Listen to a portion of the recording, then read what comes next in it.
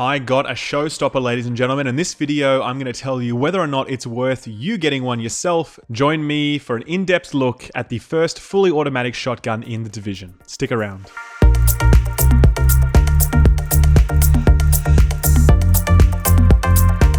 The Showstopper is a weapon that we have been looking forward to for a very long time. It was first teased during the patch 1.2 trailer, but then snatched away from us quickly as they informed us that it will not actually appear in 1.2 and will be released in patch 1.3.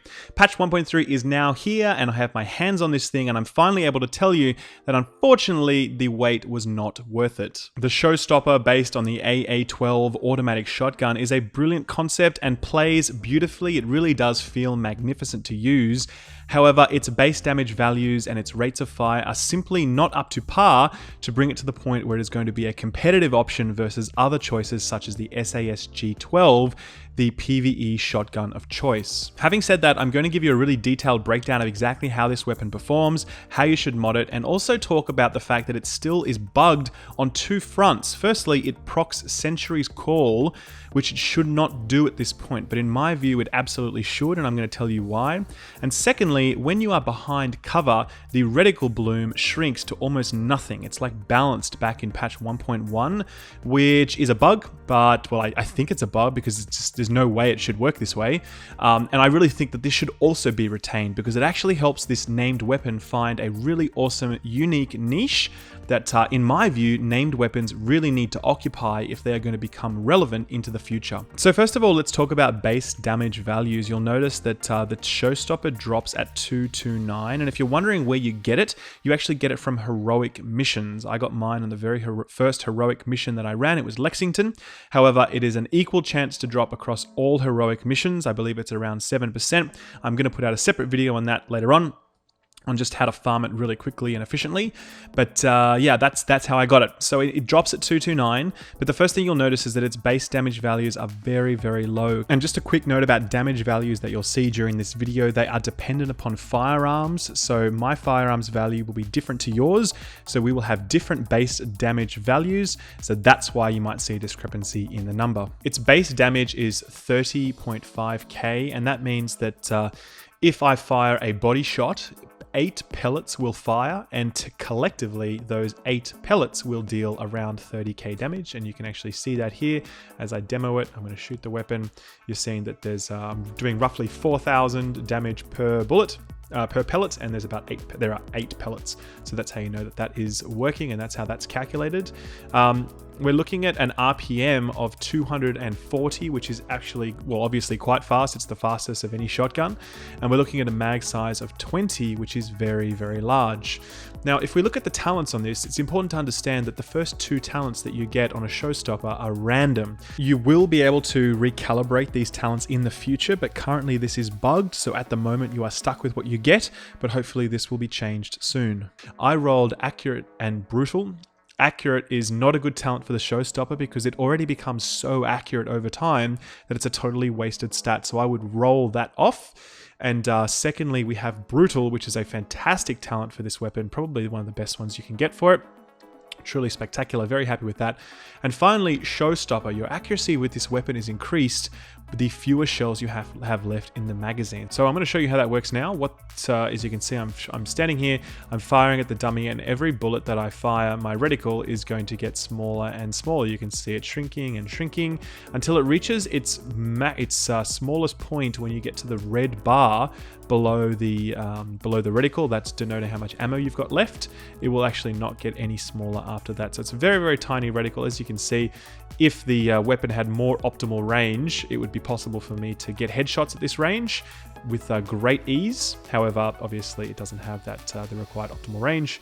It drops off very, very hard. So you see there's that huge drop off in damage. I'm getting 5k per pellet over there compared to 10k per pellet there. So that's the Showstopper talent in action. It's very, very good. And as you can see, if we fire it nice and fast, we'll reload the weapon and we will fire it again. And as you can see, it really does give us a lot of accuracy on the weapon. And it makes it really fun to fire. I mean, I love holding down the trigger. I love it getting more accurate. It's fantastic. And I really just wish that this weapon was better constructed in terms of damage and mods so that I could use it more frequently, which I guess sets us up nicely for a discussion about mods. So first of all, you can actually put a skin on this weapon. It's the very first named weapon that will allow you to do that. Fair enough, but I kind of like the all black look personally. It kind of looks like a Tommy gun, which I kind of dig. But yeah, when we get to the mods, we see that first of all, it only takes a small type mod. Small type mods are a little bit harder to find than the any type or the large type. So that's going to restrict your options already for those. And secondly, you cannot put a magazine or a muzzle on it, right? You can only put an underbarrel grip. Magazines are very, very important because they boost rate of fire and damage and total magazine size. So without that, the weapon is already quite a step back. You know, it really is quite hampered, and we're entirely reliant upon its base damage at that point because we can't augment it with a magazine. Similarly, the muzzle can also be a source of DPS as well if you put things like critical hit chance or critical hit damage on it. They appear on muzzle slot and you don't get any of that either. So this weapon from a mod's perspective is very, very limited, and it definitely hurts the weapon in the long term. From a stability perspective, I'd say it's pretty standard. It doesn't have a huge amount of kick to it, either horizontally or vertically. However, I do recommend using a horizontal and vertical stability mod, you know, just to smooth it out, but you're not going to have a problem managing the weapon. Its kick is quite reasonable. In relation to its stability and accuracy, there's one bug that I would definitely like to point out here, and that is that when you are in cover, the weapon seems to have different reticle performance versus when you are out of cover. So if you can see me here, I'm standing and I'm shouldering the weapon. It's got quite a large reticle, and that will get small at the normal rate based upon the Showstopper talent. However, when I go into cover, you'll notice that my reticle is very small and it stays small. It's almost like balanced in 1.1 or 1.0, I should say, where that reticle stays small. It just, as I fire, it stays at the smallest possible size. It never gets any bigger. So I'm fairly certain that this is a bug because there's no mention of this in the patch notes or in the talent or anything like that. I'm sure we can expect a fix for that at some point. But for now, this weapon is actually quite good to be using at range because it's got 14 meters optimal range, which is just a little bit less than an SMG. And it has this really tiny reticle. So if you can be in cover using this thing, it's actually far more efficient than you might expect it to be. Yes, as you can see, that optimal range there drops off as I'm firing. So I'm really looking at shooting a target that's probably going to be around that far away, right, if I'm shooting that area there. But as I do, I have that really tiny reticle, making it really easy to land headshots, which is super good on this weapon because of the second bug on it, which is that it actually procs Sentry's Call. So as you can see here, I'm wearing 5-piece Sentry at the moment, but you don't need that. You only need 4 for getting the bonus. And Sentry's Call, just as a bit of a refresher, is the 4-piece bonus that gives you a total of 52% extra damage on your target after 3 headshots. Okay, so as you can see here on the dummy, if I shoot it once, I'm doing damage at 10k. If I shoot it again, I'm doing damage at 11k. If I shoot it again, I'm doing 13k, and if I shoot it again, I'm doing 15k damage per shot. Now that's per pellet, I should say. So that is working on the Showstopper at the moment. Now, the developers have confirmed that this is not intended. Given that the weapon is an automatic weapon, it should not be proccing sentries, and they are going to fix that. They're going to make it so that it will not proc sentries, which is a damn shame because, to be honest with you, sentries is really the only way that you can salvage the DPS of this weapon at this point. It is really, really low. So in my view, these 2 bugs should actually not be fixed. The long range accuracy of this weapon gives it a very unique niche that I think is great, and I don't see any reason to change it because it becomes this, you know, as I said, a very unique shotgun in the overall category, and it doesn't feel particularly overpowered given that the base damage of the weapon is very low. Similarly, if we're talking about Sentry's Call, if we stack that on, right, you know, we get to somewhat respectable damage on this thing, and I'm going to go into the damage in more detail in a moment and really break it down for you, but currently this weapon just pales in comparison to its sort of counterpart, the SASG-12. So if you left these two bugs in there and you didn't fix them, then this weapon would actually find its own neat place, and it would be quite balanced against a number of other options. It still won't be as good as the SASG 12, but it will be pretty close to it, and it will be something that people would really enjoy using without feeling really nerfed. If, however, they fix this accuracy bug, and they also fix Century, then this weapon is going to be really unusable.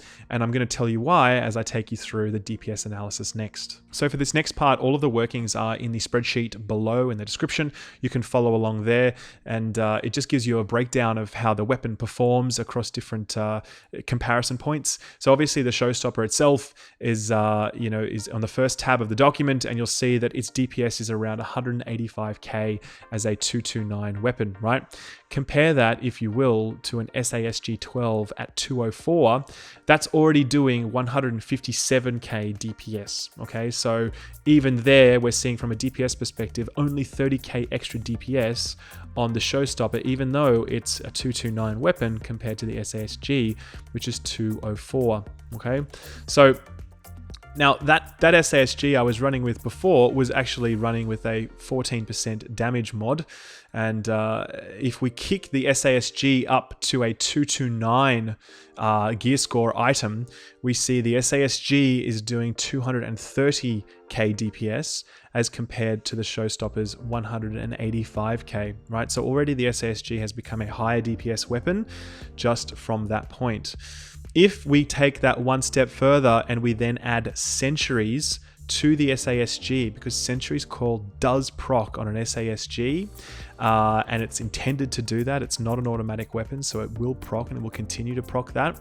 The SASG arrives at 330k DPS as compared to the Showstopper's 185k DPS. So we're talking almost twice the damage on an SASG 12 when you have one at 229 with running Sentry as well. So I mean, there's not really much you can say about that.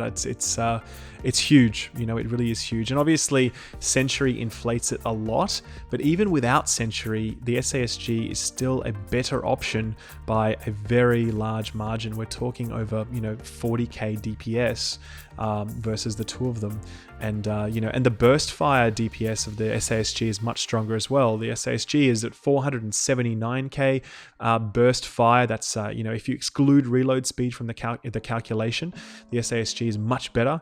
Whereas the Showstopper is at 257k burst. The Showstopper actually delivers its DPS quite slowly due to its larger magazine size. It's almost like an LMG in that way. It delivers damage slowly because of its huge mag, versus the SASG, which is very much about quick, power. It's got a smaller mag. It's upfront power, and so that's why it's just a better weapon overall.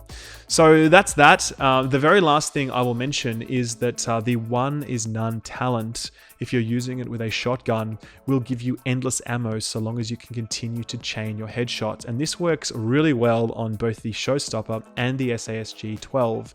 So as you can see here, I'm firing away and my ammo just really isn't going down because I'm continuously landing headshots. I don't ever need to reload. The stability of the weapon becomes quite unmanageable over time, and that's when I need to start to reload. But as long as I'm able to consistently land my headshots, that's fine. The beauty of the SASG is that because it doesn't have such a long pattern of fire, I get a bit of time in between shots to recenter the weapon.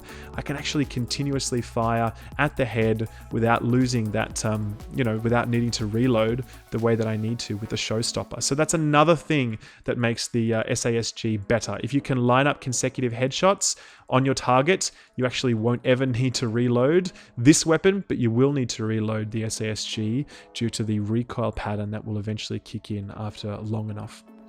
So that's it, guys. That's the look at the Showstopper.